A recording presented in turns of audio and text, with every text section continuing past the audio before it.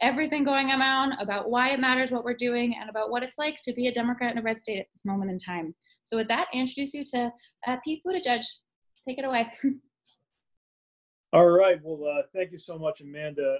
First of all, I'm delighted to have this chance to tell a lot of people something I say everywhere I go, which is what a big fan I am of Run for Something. The work that that you and Ross and your team have done, and the work that everybody on this call is supporting, is so critically important. So I'm really excited to have a chance to be connected virtually with you. I also see in the chat just how many people who are joining us were an active part of my campaign. And so if you haven't had a chance to hear me say it yet, just a huge thank you to everybody who was part of that effort. This is really just the beginning of a movement toward things that we all believe in. From the get-go, and actually it was a year ago tomorrow that we got into the race, always talked about how this is about a lot more than one candidate or one race. And I know that I can count on you to be involved, supporting good causes like Run for Something, and great candidates up and down the ticket, making sure we take back the White House. But also, and the real reason I'm such a fan of Run for Something is that you make good on the idea that I preached a lot on the campaign trail, that we can't treat the presidency like it's the only office that matters. And boy, are we seeing examples of that right now. I'm bringing you greetings from South Bend. This is actually a huge day on the political calendar around here, because this is Dingus Day, which will sound strange to you unless you're from a community with a big Polish community, in which case you know that the tradition of campaigning in places like South Bend, Buffalo, parts of Ohio, includes this peculiar Polish holiday of Easter Monday. Everybody from Bobby Kennedy to Bill Clinton have campaigned at the West Side Democratic Club in South Bend, and we are very much missing the chance to be cheek by jowl in the different places where we would celebrate here for those occasions in our community. But just one of many examples that we're all getting used to a new normal. And I hope that you are keeping safe, and I hope that everyone in your world is doing all right health-wise. Here's the thing: more than ever, local office matters, and we're seeing that right now in so many ways. It's what Run for Something is about. It's what a big part of what my new initiative, the Win the Era Action Fund and Win the Era PAC, are about. And I love the rhyme between different efforts that exist around the country to make sure that young, progressive, diverse leaders are taking the reins. We already knew it was important, and now we've got the COVID-19 pandemic to demonstrate just how much local leaders are on the front lines. Not only is there critical work, of course, that Congressman Castro and his colleagues in Washington are doing, but so much is playing out at the state and local level. And it's not just because of the ineptitude in the White House, although that's certainly one reason why it's so important for local leaders to step up.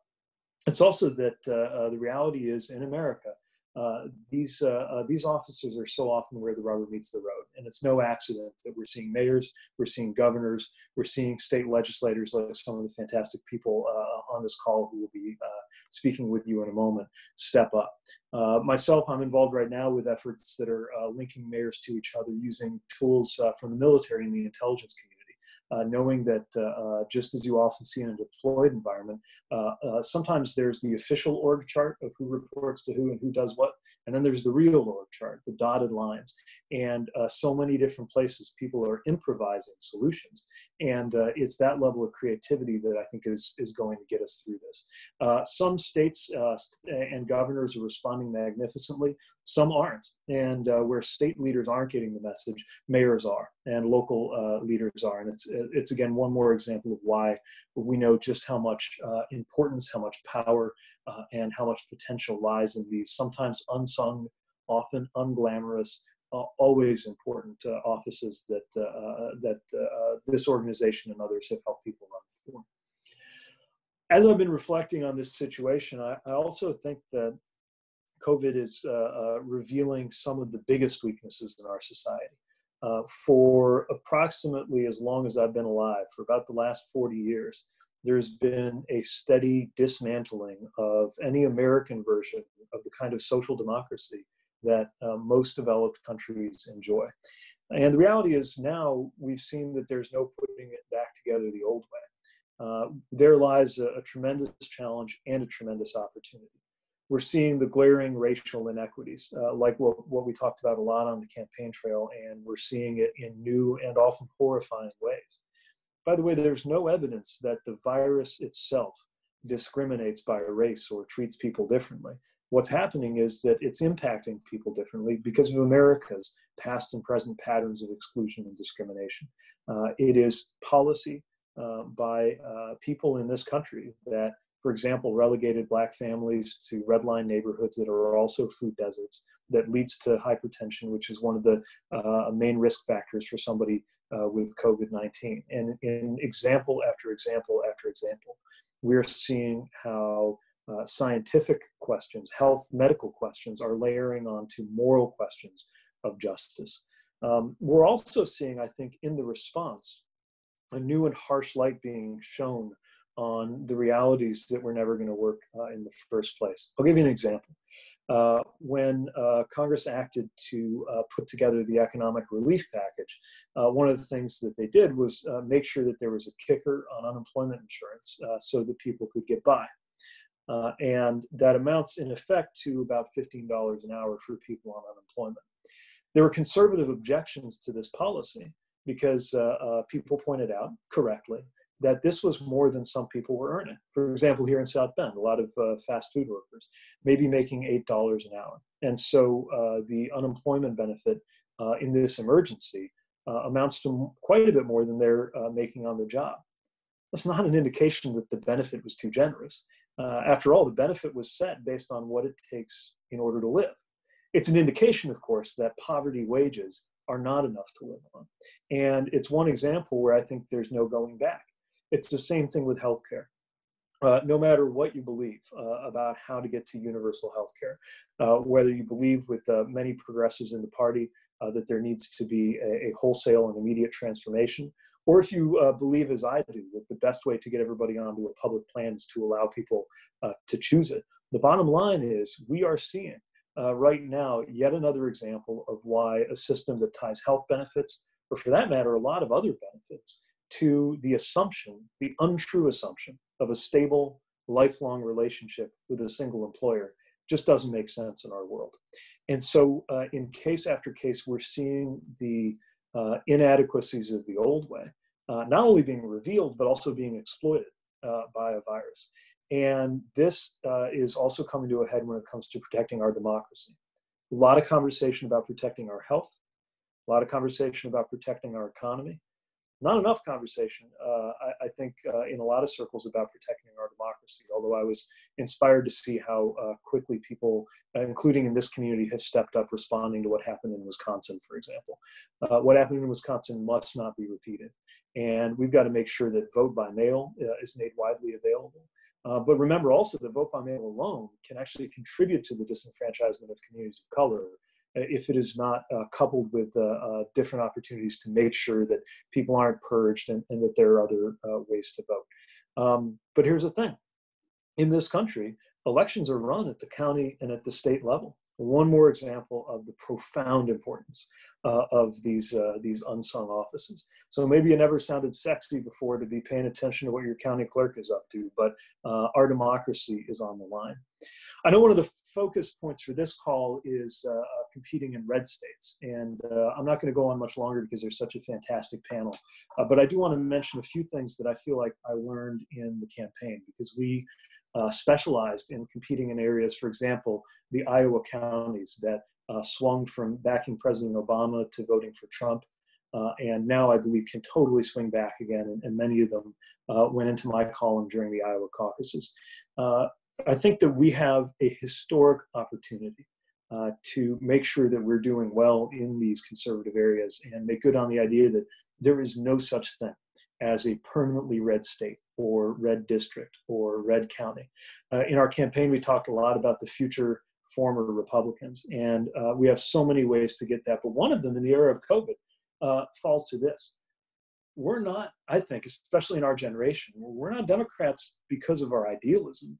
We're Democrats because of our reality. You can't escape the reality of what's happening around us in the era of this pandemic. It's increasingly true when it comes to issues like climate, too. And so pragmatism, I actually think, is a great way to draw people to our side of the aisle. I also think tone and language and style are as important as ideology and policy.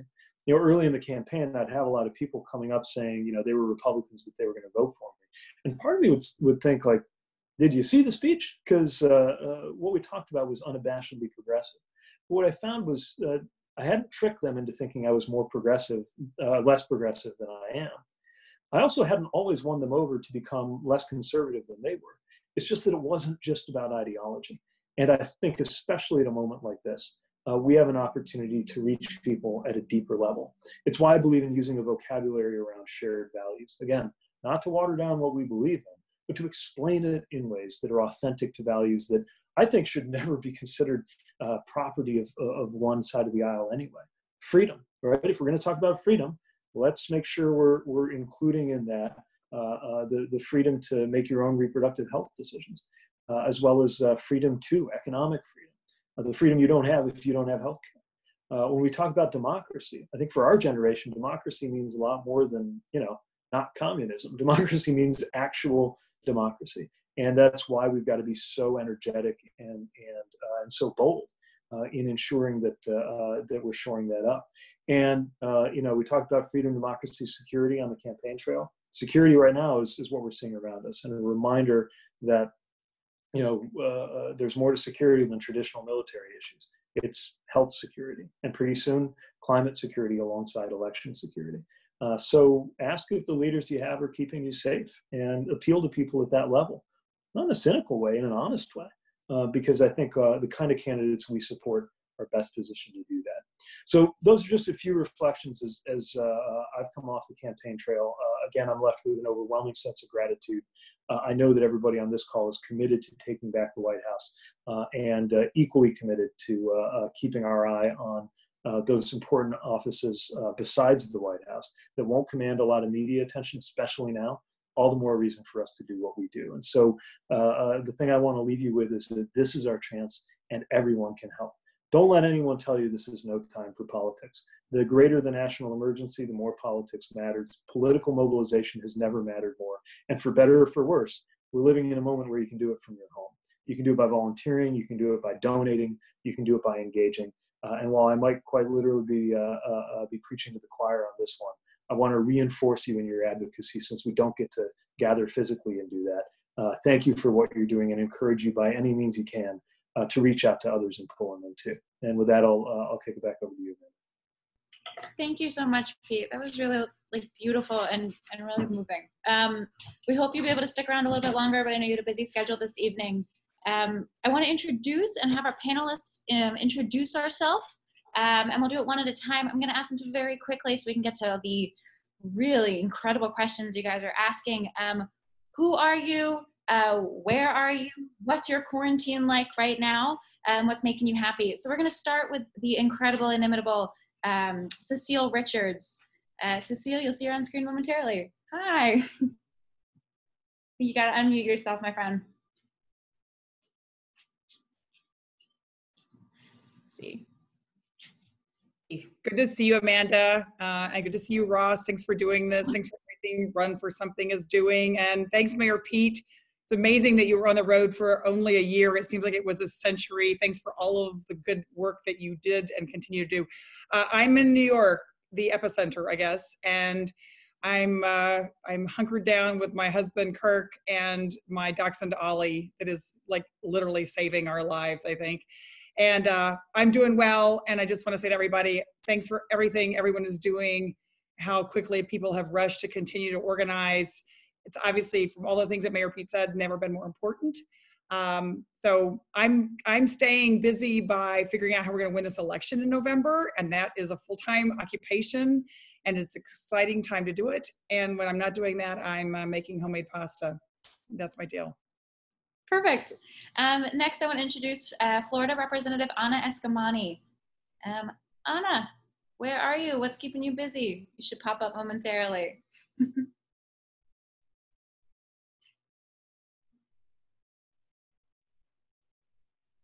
There we go. Hi, Anna. Thanks for being here. Hello. Hi, everyone. It is great to join our Run for Something family. And I am, again, Anna Eskamani. I am proud to be a State House representative here in Florida. We are one of the worst states when it comes to COVID-19, not just in our rates in the sense of our positive counts, but also in our governor's leadership. And so I'm so proud to be here with all of you as we fight to make sure that every person is going to get the care they need and be safe during this pandemic. I am a Run for Something endorsee. First group to endorse me was Run for Something, and I'm always grateful to your leadership in making sure Young Progressives has support that we need to succeed. And of course, much love to Cecile Richards, as I worked at Planned Parenthood for 7 years before I ran for office as an abortion out loud and progressive, unapologetic candidate in Central Florida, flipping a seat by 15 points. And right now during quarantine, what I'm focused on is delivering the best services to our constituents. I basically sit in front of my computer in this room for about 17 hours a day, do my best to give everyone the care and support they need as we navigate this crisis. I've also recently hopped onto TikTok, so that's been an interesting adventure, and I think I might have been made for it. But super excited to be here and to hear what other panelists have to say. And again, just so much gratitude to Run for Something for bringing us together and helping us remember that, yes, we're in a pandemic, but we can't slow down when it comes to November. So much is on the line, whether it's state house races like mine or all the way to the White House. Amazing. Next, I want to introduce Representative Mari Manoogian of Michigan. Mari, tell us where you're quarantining, what you're focusing on. Hey, okay, great. Hi, everyone. I'm Mari Manoogian. I'm the State House representative for Michigan's 40th District, and that's just Metro Detroit. It's a suburb in Metro Detroit, and I'm in my hometown of Birmingham, quarantining in my condo.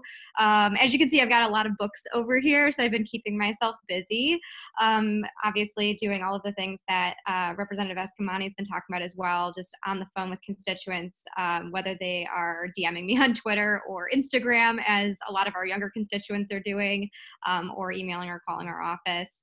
I'm like kind of embarrassed to say that I've been binge watched a ton of Scandal recently. I normally I'm a West Wing person, but Kerry Washington went to the same college I went to, so I felt like I had to support a fellow GW grad. Yeah, and I mean, things have been interesting here. We are sort of a purple state, so it's been, Governor Whitmer is a Democrat. I'm really proud to have her, in the executive office. It's been really great to have her. We're down 4 seats in the Michigan House, so it's been an interesting experience, and we can talk a lot more about that. Amazing. Next, I want to introduce Nebraska State Senator Megan Hunt.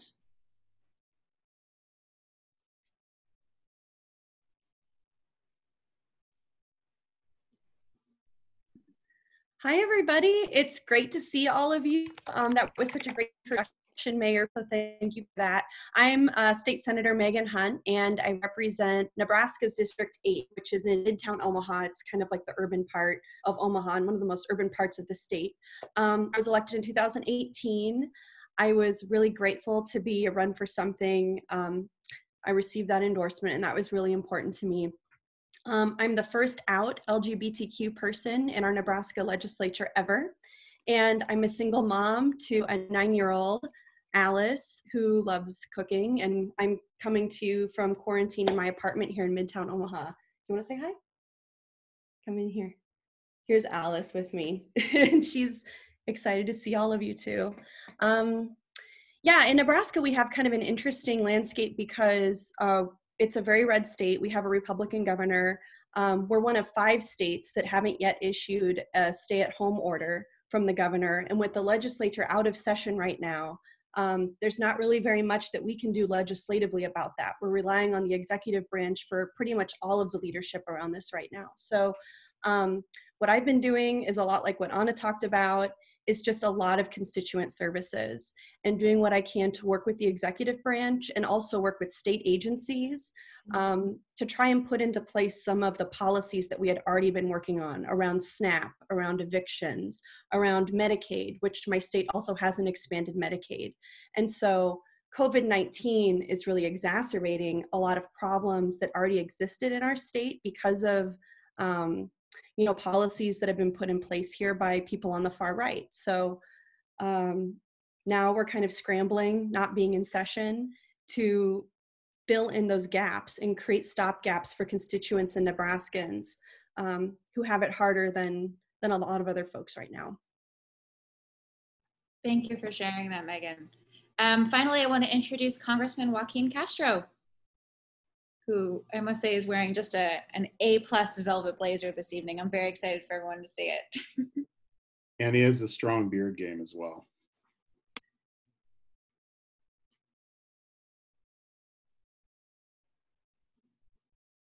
Should be popping up momentarily. While we wait for him to join, I know the technology can be a little tricky. I just want to say thank you to the more than 90 people who joined the host committee for the events this week. There is still time to join if you want to make sure you have a seat for the rest of them this week, but if you're able to contribute, we appreciate it. And thank you to the 90 folks who did, or more than 90. If I could shout you all out by name, I would. Do we have Congressman Castro? There we go. Y'all dropped me off. Sorry about that. That's all right. Good to be with y'all, and that was a great introduction by Mayor Pete. Thank you for your words, and it's great to be on with everybody. I am here in San Antonio, Texas, and I'm with my wife and my 2 young kids. So you asked the question, what I've been doing. I've been getting my fill of Paw Patrol and Mickey Mouse cartoons for the last 3 weeks or 4 weeks, but have been really, as the others have said, focused on serving my constituents. Over the last 3.5 weeks, I've probably gotten 2,500 calls and a few thousand emails and inquiries on Facebook, on Instagram, on all of it, from constituents who are having trouble filing for unemployment benefits and other issues, trying to get relatives home from overseas. So have really focused on making sure that we're doing everything that we can to serve the people of San Antonio that I represent. Amazing. The first question I have, and it's for really any of our elected officials who want to answer, as well as Cecile, of course, with the federal government especially really falling down on the job here, who are you seeing leading? Who is surprising you? Who do you feel like is really stepping up in this moment in a way that is making a difference for the community you serve? We'll start with Anna, and then Anna, if you want to popcorn it around to someone else. Love to. We are, especially in red states where many of our governors are looking towards President Trump to lead the nation in the direction of public health. We're left really to, at the local level, stand up for what is right, stand up for healthcare access for all, to ensure that testing is available, that PPE is not a shortage. And of course, trying to get economic relief to people. One of our biggest responsibilities right now has been just trying to get unemployment insurance in Florida to work. Alongside getting these benefits to people, it's also been trying to stop the weight of monthly payments coming in. And the Florida, we pushed the governor to do an eviction suspension for 45 days, a foreclosure suspension for 45 days. Despite some of these efforts, we still see landlords at the commercial side and residential side pushing evictions on people. Really using the opportunity to hurt everyday people. And so we have been combating that every single day, pushing for the benefits to come in while also trying to hold back that weight coming in that's really crushing people in the middle. And we've been really, really proud to do that. But I think, part of our leadership is the notion of leadership rising in moments of uncertainty. And there's so much uncertainty out there. And when you elect not only young people, but people who come from working class backgrounds, people who come from immigrant families, we have empathy, and these are our lived experiences. So I know what it's like to not have money, to be fearful of paying your bills on time. And knowing that feeling motivates you to work harder, to work longer, and get people the care they need and deserve. And so I'm going to toss it over to, let's give it to Mari to see what's happening in Michigan and some of the work that she's doing. Yeah, absolutely. So thanks, Anna. So my situation in Michigan as a rep is a little bit different from yours because we do have the governor's office right now. And so obviously super grateful to Governor Whitmer, Lieutenant Governor Gilchrist. In particular, one of the things I'm really proud of that they're leading on is the task force to study racial inequities with regard to COVID-19. I represent a suburb of Detroit, but all of the representatives from Detroit, including we lost a member of our state legislature who died of COVID, and he's a representative from Detroit as well. And so, we're really focused on those issues in the city as well as in these suburbs. I represent a suburb in Oakland County. It's a county in Michigan that is rather well-to-do, but it is also experiencing incredibly high rates of this disease, in particular in our senior living facilities. And so I'm just dealing with the back and forth between having a Democratic executive, but having the Republican-controlled legislature has been a really interesting experience.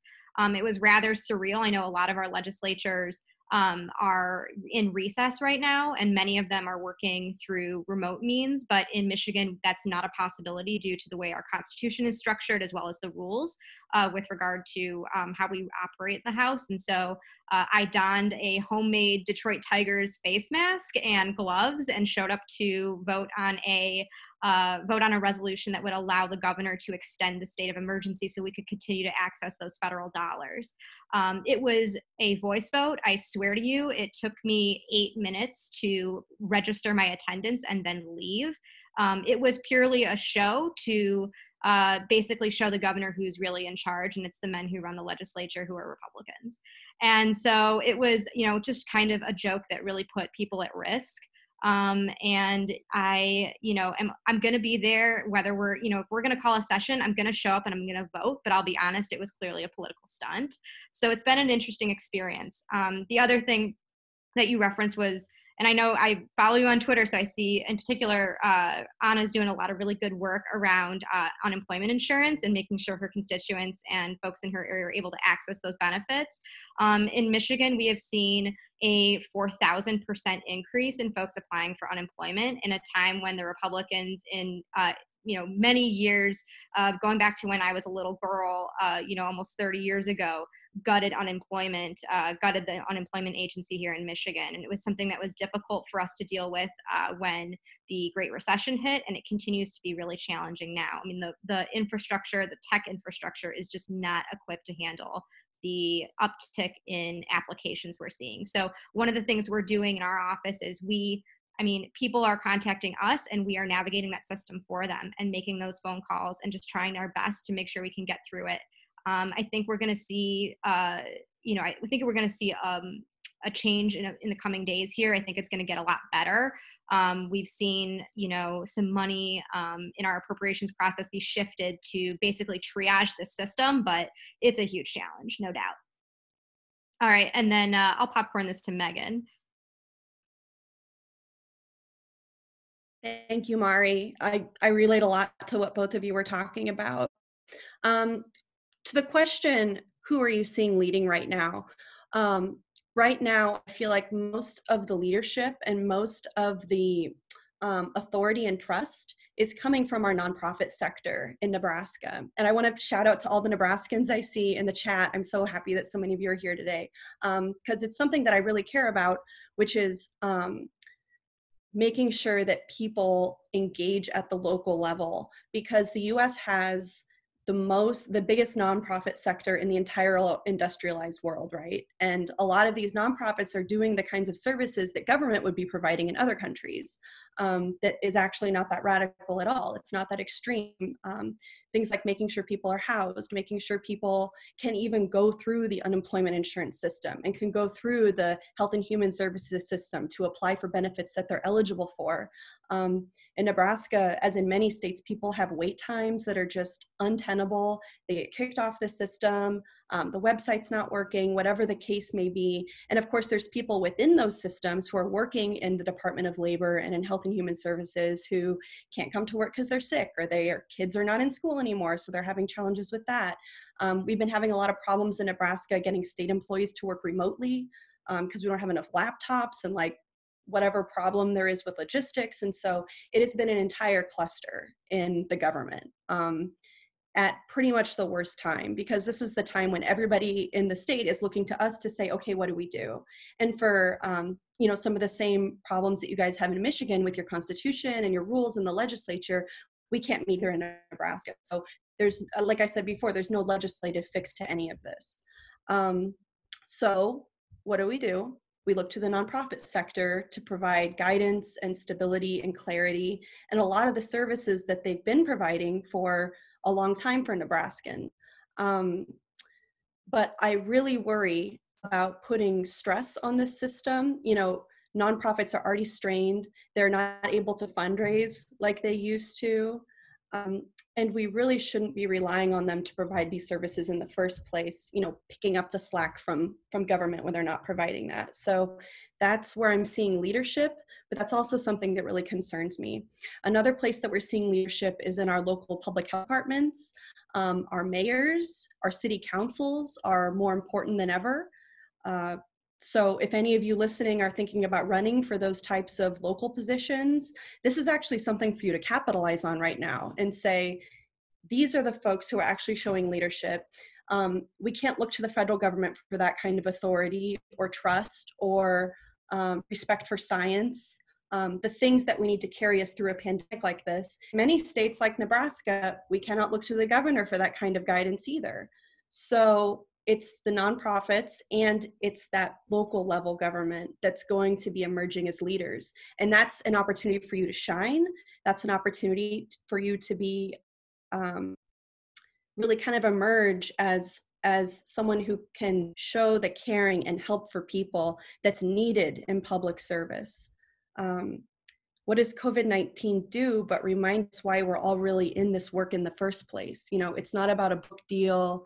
It's not even about getting to do things like this, where you get to have a national platform and talk to your political heroes and get attention for that kind of thing.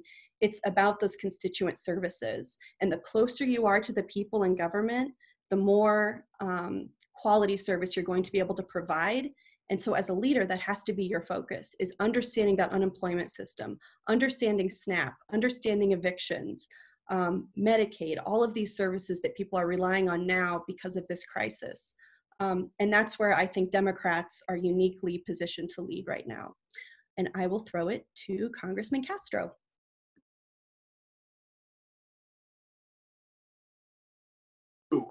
I'm in a similar situation as Nebraska. I'm here in Texas. We have a very conservative state government that has been slow in terms of testing, slow to surge employees to the Workforce Commission, for example, even though there are thousands and thousands of Texans who are out of work and trying to apply for benefits. Our local leaders have been much better. And I was very proud of San Antonio. It was one of a handful of communities that received the first Americans who were affected by the coronavirus. In my district at Lackland Air Force Base, 1,400 Americans for weeks, and we were glad to do it. But local leaders have stepped up. Certainly nonprofits have stepped up. The San Antonio Food Bank, you may have seen, there was a picture that was going around of cars that stretched for a few miles. There were 10,000 San Antonians and folks from around the area who on one day went by the San Antonio Food Bank because they'd run out of money and couldn't afford to feed their families. And the food bank and the folks there have been very helpful in feeding San Antonians. So it's folks at nonprofits, but it's also people that are making sacrifices and still going out and working. It's the farm workers who are still out in the fields, making sure that there's food to go to supermarkets. It's the grocery store workers and clerks. It's certainly the nurses and the doctors who are the healthcare workers and first responders. And so I think they are in their own way also not only sacrificing, but leading for this country right now. And I'll turn it over to Cecile. Thanks, Joaquin, and thank you to you and to your brother, Julian, who was such an extraordinary candidate and is such a great leader. The two of you are amazing. So I don't have constituents, and I just want to say thank you to all of you who are there, not only providing services and helping connect people with what they need, but I think, frankly, maybe teaching this country why government does matter, and that in fact all of the things that have happened in many of these states, including my home state of Texas, to reduce the ability of government to serve people is showing up in sharp relief right now. So I'll just say this, this obviously all leads to now what happens next. And of course, our democracy has never been more at risk, the risk to even be able to vote. Although I just have to say, and I don't want to steal anyone's thunder, but Supermajority and a whole bunch of other folks worked on the Supreme Court race in Wisconsin, and the news just came out that we won that despite everything that the state of Wisconsin did to prevent people from voting. So it shows that getting people involved, allowing them to participate, to register voters, getting voting reform that we desperately need now, not just state by state, which again is where it's had to, these battles have been fought, but we need now to have online registration across the country. We need the ability for anyone, no fault absentee voting for anybody who needs it. We need drop-off voting. We need to expand the opportunities and the length of time that people can vote, because all of this, as you all are showing, and who is elected is going to determine everything this November. And I'll just end with this last piece, because Joaquin's on, and I saw Lena Hidalgo was in your reel before, the incredible county judge of Harris County. What's happening in Texas, what people say is a red state, but it's actually just a non-voting state. What's happening in Texas is the electorate is expanding, and historic candidates and historic wins are happening. And right now, we're poised in Texas to be able to take back the legislature, to elect more women to Congress, to join some of the women who were just added this last cycle. There are exciting people running, a lot of them with the support of Run for Something, and getting back to that, making sure that in fact everyone can vote and that every vote is counted, I think is ultimately going to make all the difference this November. I love Lena, and I think it's been amazing to see her lead when it really matters most.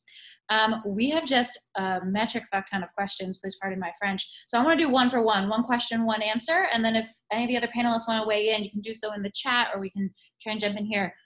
Cecile, I actually want to start with you. We have a whole bunch of folks asking, what do you suggest political newcomers or people who are trying to win in these Democratic races do in really deep red states? You know, someone mentions Alabama as an example. If their congressional race is really just no chance and the presidential election feels like it's not going to engage there, what do you suggest people who want to get engaged politically do in a community like that? Well, you have so many experts here, so I don't want to tell people what they should do to get elected. That's what Run for Something is doing. But I think that even, again, to go back to my home state of Texas, races that were thought unwinnable, where no one had any chance, what happened last cycle is people just ran in every single seat. And you know what? You can't win unless you run. And I really want to lean back on what I think Mayor Pete said earlier, which is that for millions of Americans, they don't even consider themselves political. Really, they just want to figure out who supports them and who stands for the things that they need in their families. And so I think leading with values, and doing the hard work, as every one of you did that's on this screen, that means going door to door. Be like Lauren Underwood. Go and knock your district, and you can take back a seat that no one ever thought was possible if you make that kind of connection. And the great thing is, if you run once and you don't win, you're going to be an even better candidate next time around. It's amazing. Congressman Castro, a question for you. Got a whole bunch of folks asking, what can they do to help save the Postal Service? I know it's a congressional thing. I'll unmute you. Yeah. Ooh, excuse me.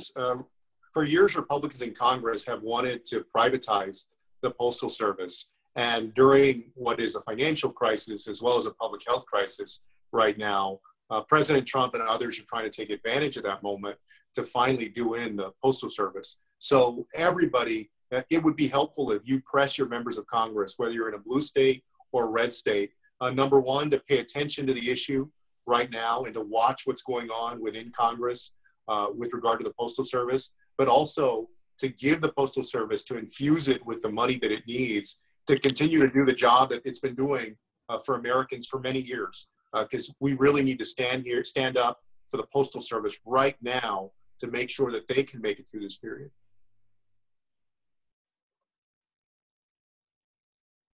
Make sure you buy stamps, everyone. Do what you can.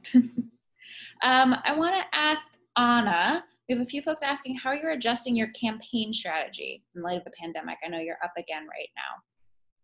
Yes, we are. And I was actually just typing some answers to that question in the Q&A boxes as well. So we made the decision about 4 weeks ago to suspend all of our field activities in our campaign. Actually, I know our campaign manager for 2020, Cheyenne, is with us here tonight as well.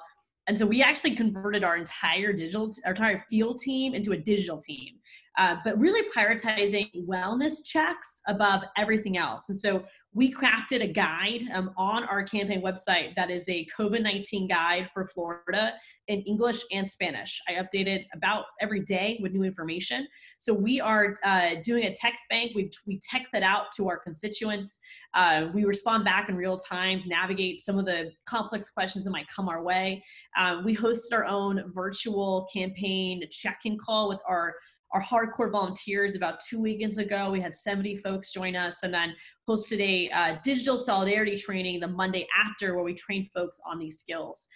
And so we really haven't missed a beat when it comes to a lot of the outreach activities. I will say that for us, we have not been very aggressive on fundraising. And folks know I'm a big fan of fundraising. We raised $523,000 in our first campaign from 4,000 donations. So obviously I know the importance of money and we need money to win these races, but just the economic pain that Florida is facing, it doesn't feel appropriate for me to be actively raising money right now. But despite that, and I'm sure my colleagues will add to this as well, people are still donating, and it's been incredible. We have seen folks donate $3, $10, $100 just because they're watching us hustle and they're inspired to give because of that. So for anyone who is running for office right now, also remember that when you work hard, people recognize that and people will continue to invest in you, even if you don't feel like it's appropriate right now to be making those asks. I think that's exactly right. And if you're looking for resources on how to do fundraising, Ross will drop some links that we have into the chat for guides that might help you. Mari, Chloe Pan in the Q&A, and you mentioned this when you talked a little bit earlier, talked about how we've seen the coronavirus disproportionately affect communities of color. Do you have any examples or ideas for effective local level policies that might make an impact on these disparities, especially in red states? Yeah, absolutely. So, one of the things that we've been really following closely, so I'm the treasurer of the Progressive Women's Caucus in Michigan, and then we have a Michigan Legislative Black Caucus that encompasses all minorities. And as an Armenian American, I was asked to join that, and so I did. And so those are conversations we've been having long before COVID was a thing in Michigan. The maternal mortality rate for Black women, particularly in the city of Detroit, is horrendous and completely embarrassing, and something that I talk about often. And I think it's something that's important, especially representing a district that has incredible relative privilege to many of my other colleagues, whether they're in rural or urban communities. I represent probably the wealthiest state house district in the entire Midwest and maybe top 10 in the country. And so making sure that my district is one that is supportive of policies that come from those communities where I don't have to be, I don't feel it's appropriate for me to be the face of those conversations, but I do feel it's appropriate for my district to be supportive of those conversations and help make connections or do whatever I can to ensure we're doing better. One of the things I think you could do in a red state is actually go even more granular than the state legislature and maybe talk to city council folks in spaces where those are important conversations. Something that we've been doing actually the past couple mornings, we've been in calls with hospital administrators and asking specifically for, what folks are hearing on the ground really in those spaces and how we can be helpful, and connecting with nonprofits that do a lot of good work. In Metro Detroit, we have an organization called Mothering Justice. And while they typically do focus on maternal mortality, they've been doing a lot of work in particular with communities of color and COVID-19 response. We've had 3 legislators in Michigan have tested positive for COVID. 1 passed away from it, and 2 are still with us, thank God. Both of them have recovered, and both of them happen to be Black. And so we, are seeing both Representative Tyrone Carter from Detroit, as well as Representative Karen Whitsett, really raising the level of debate on that issue. And they have been really active in working with their city councilors as well. So I would say that those are some of those big issues we're tackling. Again, we're establishing a task force to really dig into the data. And unfortunately, there's things that we can do sort of short, medium, and long term. For me, I want to focus on the long-term effects of this. I'm obviously, like many of our panelists, I'm a young person, and I want Michigan's policies to be long-term and strategic in that way. That's such a good answer. Megan, for you, you mentioned a little bit about the nonprofit sector. Kyle from Virginia wants to know, what do you suggest the first place be for individuals to contribute either time or money? Small businesses, restaurants, medical facilities, food banks, something else entirely? Boy, everyone's hurting. So you can't really go wrong. If you see someone who needs something and you have the means to help them and you feel moved to do that, then that's what you should do. So, a lot of us have relationships, to different organizations. Some of us have relationships to small business. The people who are close to you, help them. If you have the means to give cash to people, if you can write someone a check right now, that's going to be really helpful on the individual level. One thing that I've been doing, is connecting some of my donors, like my colleagues Anna and Mari. I'm not fundraising right now, but some of my best donors, I've been connecting them to our housing authority and to housing activists in Nebraska to help people from being evicted right now. So for some people, there was a woman in Nebraska near my district this week who was going to be evicted if she didn't pay her utility bill. And it was like $280. And so I got one of my donors to pay that for her. So that's like, it's just to illustrate how many people are hanging by such a thread, and that if you see a place to go to do good, like do it there when you see it, because it's so urgent right now. If there are nonprofits that you typically support, give them what you can right now as well, because they're struggling to fundraise. A lot of them are having to cancel their events.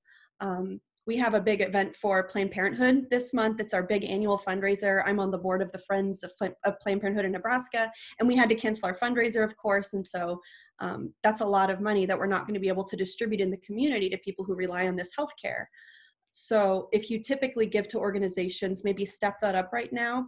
But whatever you see in your community, whether that's a business that had to lay off their workers and they're struggling to stay afloat, if they're asking for orders, get some takeout, get some contactless delivery. Like, it's very important to support local organizations right now and local businesses, because they're the ones who are taking best care of the workers.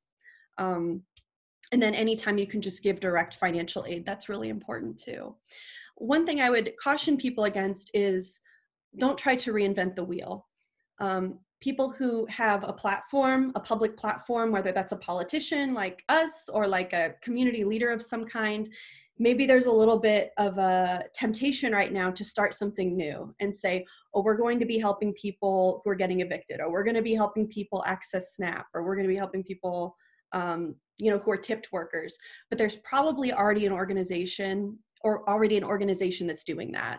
So find the people who are already doing the work, meet them where they are. Don't waste resources and money by reinventing the wheel, and get your ego out of it completely. Like, you cannot do any of this for credit right now. You can't do any of it for gratitude.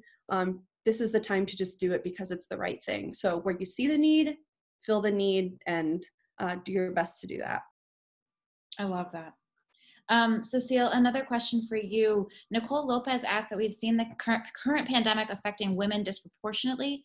What kind of solutions are you hoping to see from either federal, state, or local governments to help rectify some of that? I mean, we need a stimulus package for women in this country. And it's just everything. And you look at women, and particularly women with low incomes, women of color, are going to be and have been the hardest hit, and they're going to be the slowest to recover because of all the structural inequality that already exists. So I just think that we need to fight to make sure that there is equity in these stimulus packages. I know there's a big, a whole raft of things that we're all fighting for in this fourth stimulus. But the only other thing I wanted to make sure gets mentioned, because I know it's a topic that worries me. I'm glad that Megan raised Nebraska, but there are states all across this country, including my home state of Texas, where governors and politicians are trying to use this global pandemic as an excuse for ending women's reproductive health care and rights. In Texas right now, abortions are unavailable. We've taken it to the Supreme Court, where, you know, I will find out something maybe tomorrow or the next day, but it is incredibly important right now, to the points that were made earlier. Support your local abortion providers, support your local abortion funds, and do the work to elect different people to office, because all the things that everyone's trying to solve now would be completely different if we had leadership in the White House and we had leadership in the governor's offices that cared about women and cared about people who are being most affected by this pandemic. So short term, all the things everyone has mentioned are right, but ultimately, women are going to determine this election next November. And so we've got to make sure that every single one of them is registered and has the ability to vote, and that those votes are counted. Thank you. We have so many questions, and I wish we could get to all of them. But I want to close out with each member of our panelists saying, in, let's call it 2 sentences, what's the one story that you think is not getting enough attention, whether it's a good one or a bad one? What's the thing you want to make sure every panelist, every person on this call tonight, nearly 300 people who've joined, that they go, they Google, they read up on, whether to make them fired up to take action or to feel a little bit better? Let's start with Congressman Castro.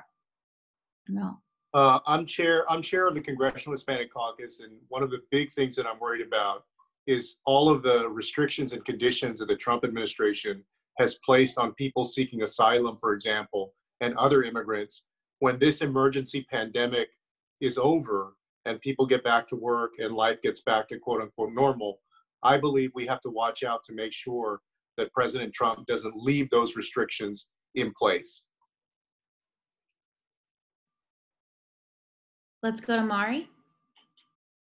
Awesome, thanks. So this is more of like a local thing, but I'm sure this is happening in your communities too. We have a woman who's running for county commissioner here in our area. She's phenomenal. She actually lives like 2 blocks away from me. And she and her 2 high school senior sons properly socially distanced, but went around in the community and videotaped people standing outside their homes with signs cheering on the class of 2020 because they cut their high school, year short. And I know there's so many other folks who are doing wonderful things like that, but something that I think really has been incredible to see is, seeing our young interns and volunteers who are high schoolers. Yes, Kelly Dillahay, I see it in the chat right now. That's our candidate who did that. And I think it's a wonderful thing to see our communities come together, and especially support our young people who are really having a difficult time adjusting to all of this. We know adults are able to, while we have our own challenges with coping with trauma in different situations like this, and not having regular situations like this, but I think really supporting our young people is incredibly important, and I think that's a wonderful story to highlight. That's amazing. Megan? There we go. This is kind of a tough question. I want to thank, in Nebraska especially, but all over the country, the level-headed and sober and serious public health officials that we have who are advising government. One thing that I think that when you're in public health, you never really want your position to be political. You never really want your job to depend on which party's in power. In Nebraska, we have a very strong tradition of nonpartisanship. We have the only nonpartisan legislature in the country. I'm very proud to be a part of that, and I'm a strong defender of that nonpartisanship. And so it's very frustrating to see, whether that's on the federal level or in the governor's office here in our state, the politicization of health. And I'm not talking about Medicaid expansion or Medicare for all or any of the normal, like healthcare, abortion, any of the healthcare issues that I on the left am normally talking about. I'm just talking about the ability for people to care for themselves and to care for their loved ones if they get sick from this pandemic. And it is very sad to see that that's been politicized. With that said, I don't want to do that either. But I just want to really thank the public health officials who have been level-headed, because we can't really wait for any mayors or any governors or the president to just figure this out. We have to rely on our public health officials who know what they're talking about and who have been trained and who have a lot of experience working with these things already. In Nebraska, University of Nebraska Medical Center and Nebraska Medicine led the entire national fight in the Ebola crisis. And so we have serious infectious disease experts here. We're very lucky to have them. So I would ask, why aren't we seeing that experience and knowledge translate into political leadership? While we have great medical experts, we do not have the political leadership right now in Nebraska to give people the help that they need right now. That's so urgent and so critical. Another thing I would ask people to kind of pay attention to is what the private sector, I'm going to do my centrist thing here, but the private sector is also leading quite a bit right now. There are so many businesses in Nebraska who have switched over their manufacturing voluntarily to make masks, to make PPE, to start manufacturing face shields.